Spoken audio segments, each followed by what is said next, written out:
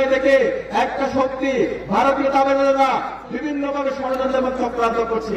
প্রয়োজনে পেছন দিক থেকে আবার ক্ষমতা দখলের চেষ্টা করে আবার বাংলাদেশে জুলাই নেমে আসবে। গণভোটে হার মানে হলো শহীদ উসমান হাদির হত্যার বিচার নিশ্চিত করা।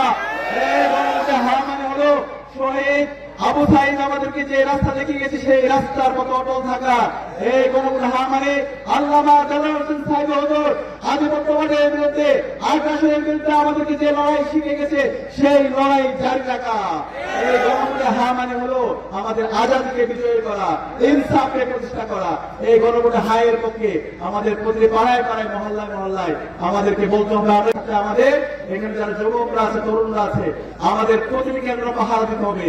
আজকে ইনসাফের পক্ষে বিজয় দেখে বাংলাদেশ বুঝে নিন।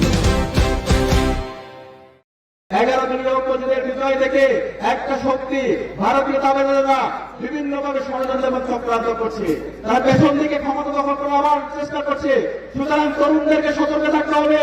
আমরা বলতে চাই প্রয়োজনে পেছন দিক থেকে আবার ক্ষমতা দখলের চেষ্টা করে আবার বাংলাদেশে জুলাই নেমে আসবে, আবার শহীদ উসমান হাদির উত্তরসূরিরা নেমে আসবে। আপনাদেরকে সতর্ক থাকতে হবে, প্রতিটি কেন্দ্র পাহারা দিতে হবে। আমার মা বোনরা যেন নিরাপত্তার সাথে ভোট দিতে পারে সে অধিকার নিশ্চিত করতে হবে। আইন শৃঙ্খলা বাহিনীকে বলবো, আপনারা এমন কোনো কাজ করবেন না যে কাজের কারণে আপনাদেরকে বিচারের আওতায় নিয়ে আসতে হয়। আমরা প্রত্যেকটা কাজ অবজার্ভ করছি, কে কি করছেন প্রত্যেকটা কাজ অবজার্ভ করছি। কেউ যদি ভিন্নভাবে কোন দলকে সুবিধা দেওয়ার জন্য অবৈধ পথ অবলম্বন করে এই বাংলাদেশে আপনাদেরকে বিচারের আওতায় নিয়ে আসা হবে।